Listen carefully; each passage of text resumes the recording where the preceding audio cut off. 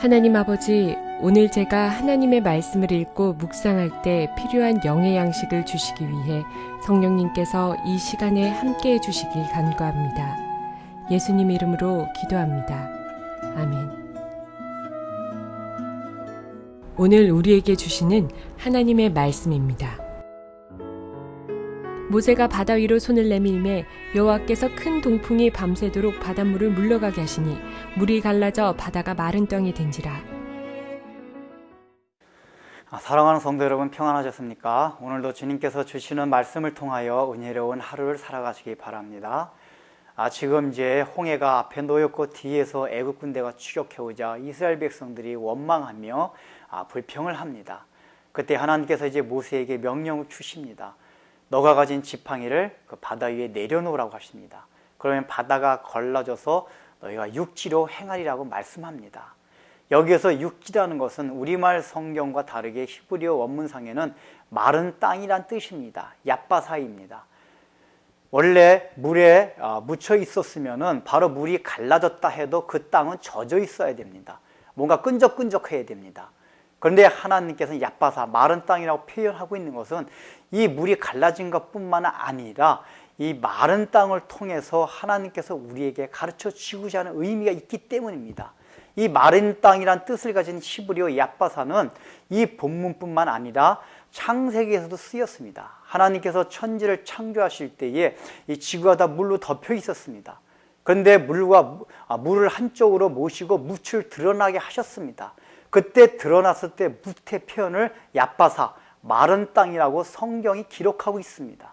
또한 노아 홍수 이후에 노아가 이제 묻이 얼마나 마른 것을 보고 난 뒤에 묻이 다 마르고 난 다음에 그가 방주에서 내려왔다는 표현이 있습니다.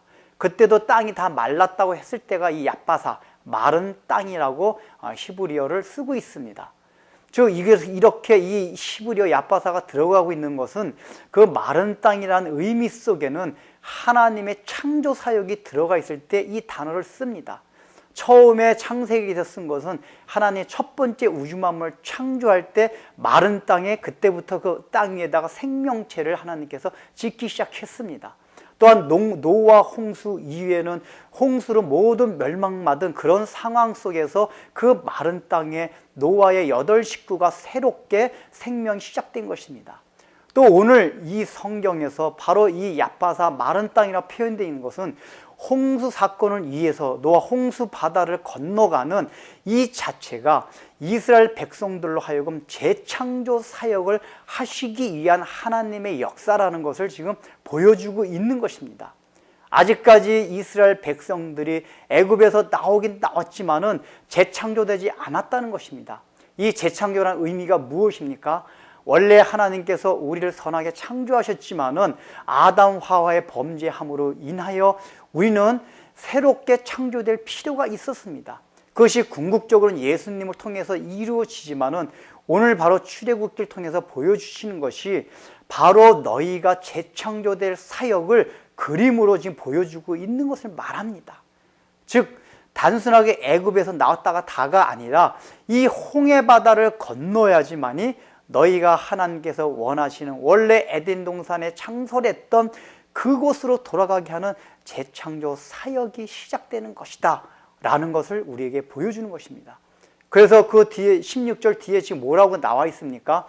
이렇게 홍수 사건을 일어나게 하신 것은 하나님의 영광을 나타내게 보이기 위함이라고 하나님께서 말씀하십니다.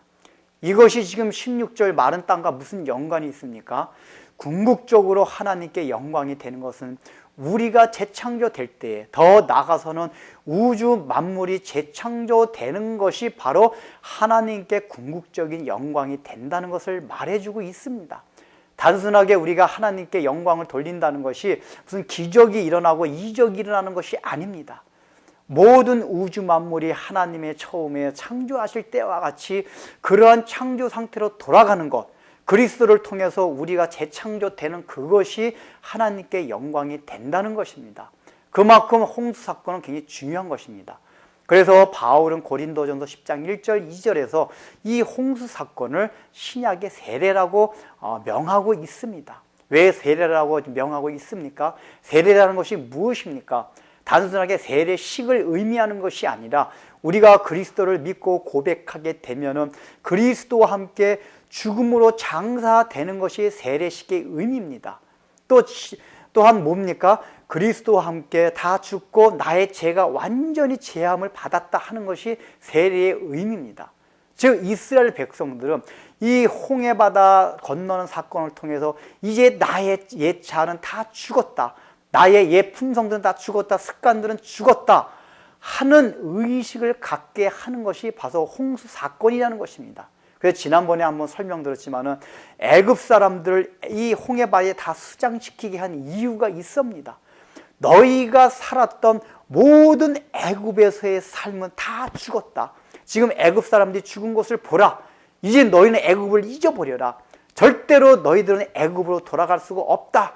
왜냐하면 너희가 애굽에 있던 너희들은 이미 저 애굽 사람들과 같이 이 홍해바다에 다 수장되었기 때문이다. 너희는 마른 땅을 하나님이 바다를 갈라놔서 놓으신 그 마른 땅을 건너서 새롭게 태어난 사람들이다. 이제는 절대로 애굽으로 돌아가지 못한다 하는 것을 하나님께서 선포하는 시기 바로 홍해바다의 사건입니다. 그 의미입니다. 오늘날 우리가 무엇을 말합니까? 예수 그리스도의 십자가 사건을 통해서 하나님과 완전히 우리 연합했다는 것을 말합니다. 주께서 돌아가실 때 함께 죽었습니다. 우리 옛 자아는 다 죽었습니다. 절대로 우리는 세상으로 돌아갈 수가 없다는 것입니다. 그것을 기억하라는 것입니다. 너희는 이미 하나님께서 열어놓으신 마른 땅을 건너서 온 자라는 것을 하나님께서 우리에게 말씀하십니다. 재창조된 자들입니다. 그러므로 우리는 광야 생활이 아무리 어렵다고 해도 두 번 다시는 애굽으로 돌아갈 꿈도 꾸지 말라는 것입니다.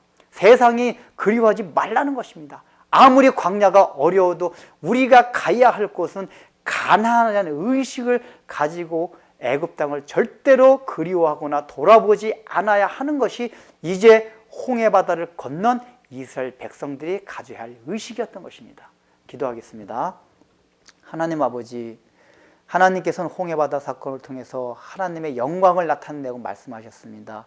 그들이 지나간 마른 땅은 이스라엘 백성들을 재창조하시긴 사역의 일환이었습니다.